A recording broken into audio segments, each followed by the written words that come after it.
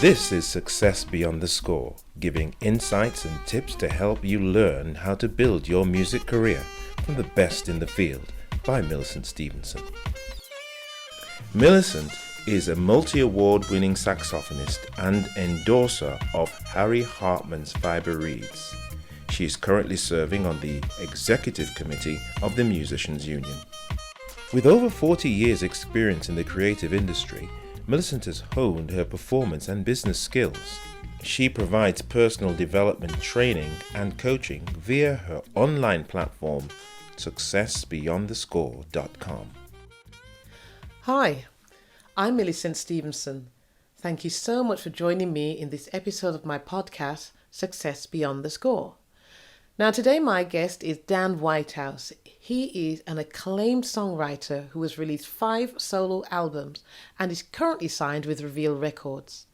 He is a tutor and mentor qualified in the Sounds of Intent methodology, and he has extensive experience working directly with musicians or through facilitators like Midlands Arts Centre or the Company of Song to create community through music.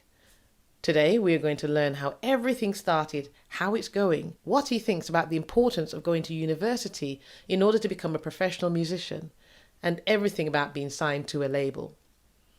Now the interview was recorded through Zoom with me being in the UK and Dan in Japan. That rhymes. So you might perceive a slight change of audio quality between the introduction and the show. But don't worry about it, because the content quality is constantly excellent. Without further ado, let's welcome Dan Whitehouse.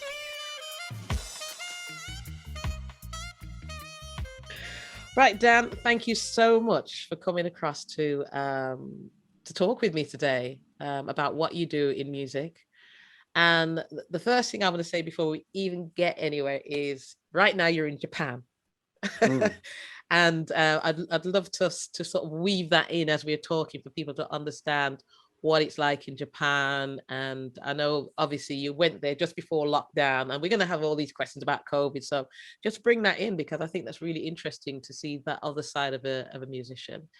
And personal reasons don't have to be mentioned. You know what I mean? But it'd be interesting to know how you're still managing your music from a distance. So that will weave in as we go through. So I know you because obviously we work in Musicians Union, and I've attended a couple of your songwriting courses as well in the past. But my listeners don't know who you are. So how would you describe your music career and who you are now? Well, thanks very much for inviting me to talk with you, Millicent. Yeah. It's always a pleasure to talk with you, and I'm pleased to be a guest today. I split my time between community music and commercial work, and I have done since I graduated with a commercial music degree in 2003 from Westminster University. So coming up to 20 years now, I guess. I do a lot of community music, so using music in a therapeutic way with vulnerable groups, be that sort of intergenerational projects like linking up teenage groups with elderly people, or working with children and adults with additional needs. I studied at Roehampton University doing a postgraduate certificate called Sounds of Intent. It's a course developed by a really interesting man called Adam Ockleford, and he's written this sort of program to chart how music can aid the development of humans, and particularly people with additional needs. And I use that in the work that I do I've done lots of work with a program called Mac Makes Music through the Mac Arts Centre. And I teach on the songwriting degree at BIM University, which is online at the moment. And then with my commercial work, I'm signed with Reveal Records, and with label mates, so Jonas Policewoman, Eddie Reader, Lau, Boo Hewardine, The Little Unsaid. That's an excellent creative community to be involved with, and allows me a lot of room for collaboration. And I've put 2 records out on that label and lots of EPs. And I find that, the sort of commercial work fuels the community work. One fuels the other. I get a lot of inspiration from the people that I meet through the community work. And, I feed my own creative desires through all the songs that I write and the records that I release and so forth. You sound like a really busy person, Dan. Honestly, I'm like keeping up with everything you do. It's phenomenal. I mean, years ago, I used to work in education and training, and I was involved with the deaf community. And I was also used to observe tutors, and there was one chap who was teaching people with additional needs. And I found it really fascinating the way he did that. So, what has been your passion or driver for working with people with additional needs and connecting it with music? Just that we're all equal and we're all interconnected, and music is the great communicator. That's enough, really. I love the work I do as well with songwriting workshops. At the moment, I'm doing them with a wonderful person called Katie Whitehouse, who has this company called Company of Song. Mm-hmm. She's helping me to organise and manage songwriting workshops online for emerging artists or non-musicians, but people that sing and have ideas. I just believe that everybody has great creative ideas. It's just that only some of us have the confidence to write them down. Yeah. Um, and so in that way, music can be a great leveler and a great communicator. Mm. The people in the work, I've worked with people that are unable to speak, but they can speak through their music. So, do you find that from a teaching point of view, the skills you use with someone who can write and can speak or whatever is different to working with someone who has a disability or some area of their body or their senses that are not functioning in the same way as other people? I take an inclusive approach, so I'm led by the participant. Yeah. I will adapt what I do entirely to their needs as best I can. Wow. Wow. That's fascinating. Absolutely fascinating. So I know you mentioned that you've done a degree, but what's been your journey into music? What sort of piqued your interest? Was music a thing when you were at school, or was it just something that happened after school? What's kind of your thing into music? I saw Chuck Berry play at Wolverhampton Civic Hall in 1989, and I was 10 years old and he was 66 years old, and he Okay. was on fire. He was like scissor kicking, jumping around the stage. I couldn't believe the energy. It just lit something up inside, and the flame's still burning.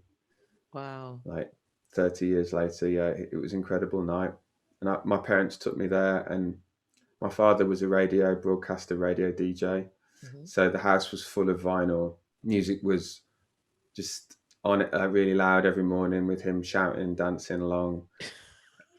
My parents knew how to dance and drink and have a good time and enjoy music. We used to go to a lot of concerts. We lived walking distance from the Civic Hall. Oh, okay. Okay. And as soon as I was old enough, I got a job there. I worked as security. I worked the bar. I cleaned the floors. I did the tickets. Anything to get backstage to see all the concerts. I saw everybody play there. It was the 90s when everyone was.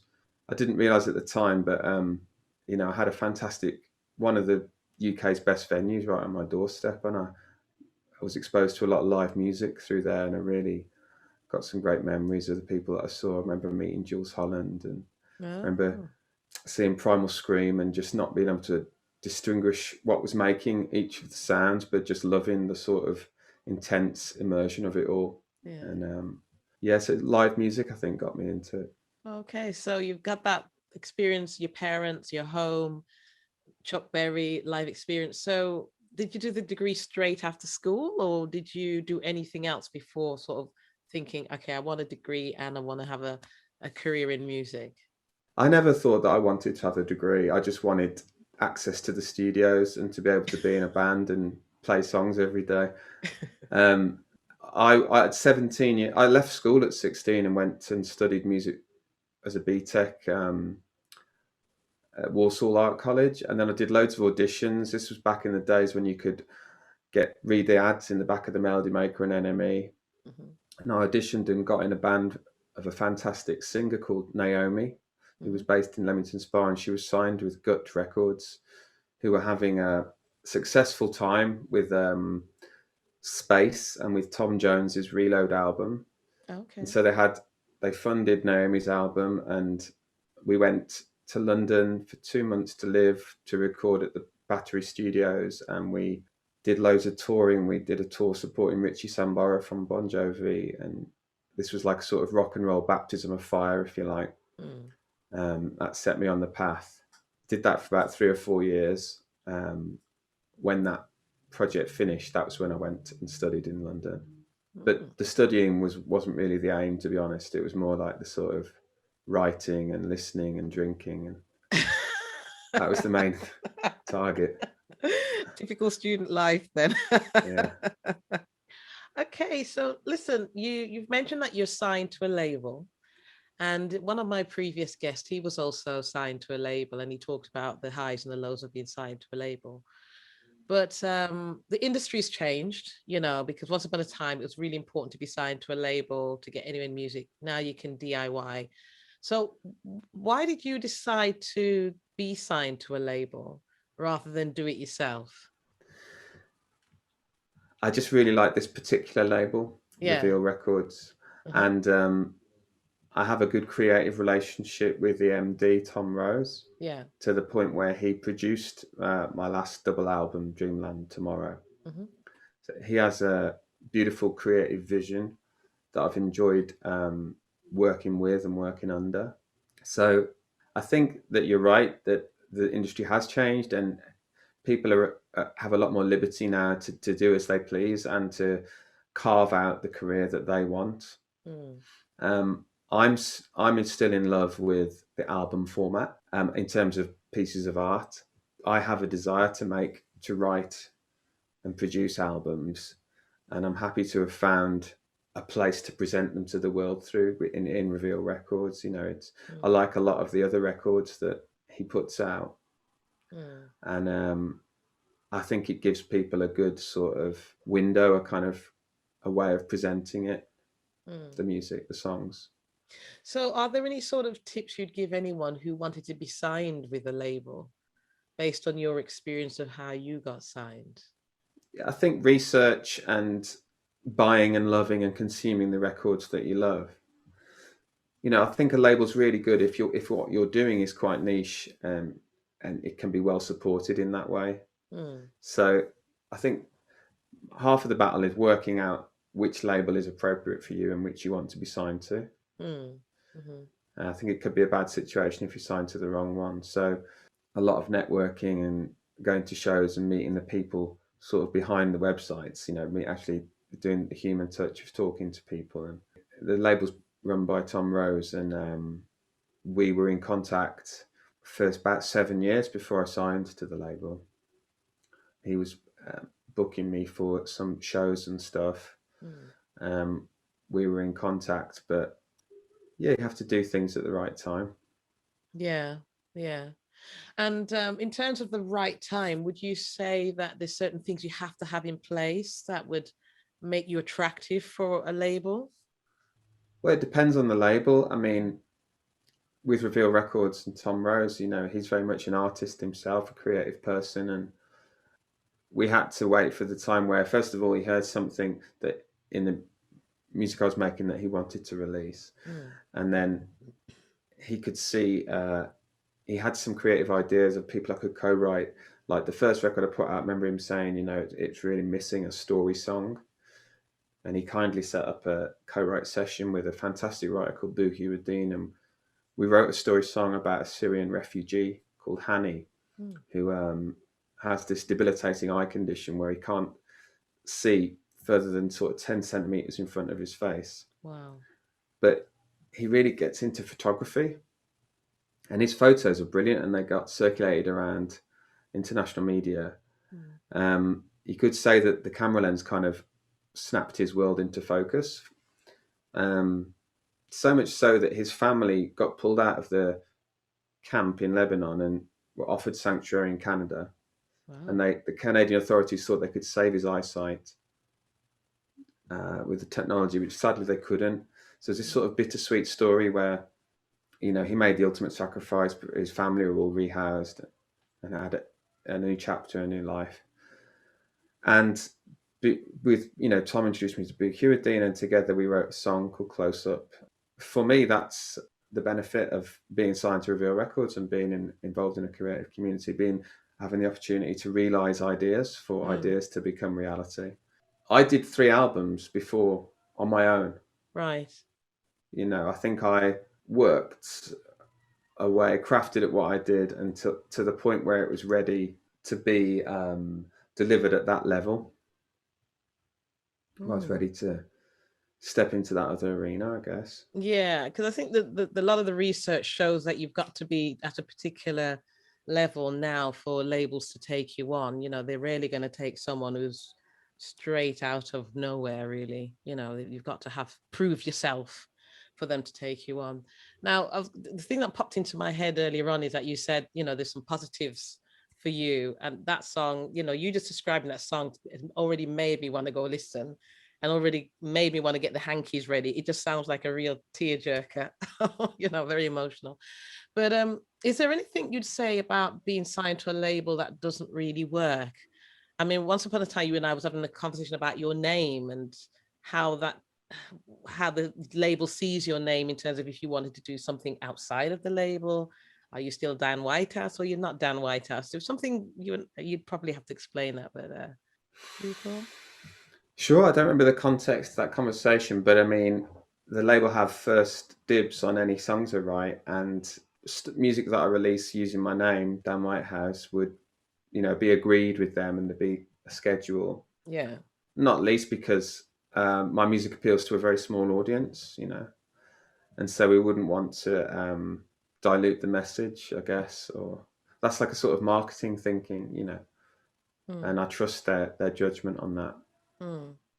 Because you tend to hear that labels own you completely. Is that true, that it's like a 360? So anything you write, if you make anything, they get a percentage of everything you do, as opposed to back in the day when maybe they just own you as a band, but not necessarily your songwriting rights? How does it work from your experience and your knowledge of labels in general, not necessarily Reveal, but for labels in general? I mean, there are deals like the ones you described with major labels and pop acts, I think, mainly. But, the type of deal I'm on is a licensing deal. Oh, right. So I still do other projects. I'm working this year on something called Voices from the Cones, which is an Arts Council funded project, a various artists project, lots of different singers involved. And I'm producing the album. That's about the history of glassmaking in Stourbridge. Oh, okay. For example, and I still do sessions for other artists playing, lead guitar or singing backing vocals or singing lead vocals at times. I did something for David Barron recently, a producer in America. I just, we'll discuss album projects together, and then I'll license the album to them for a set period of time, but it's all through negotiation. Do you want to just say what you mean by a licensing deal, because people may not know what that means? So you hand the rights of the recording to the record company for a set period, 5 or 10 years, or forever if you want to.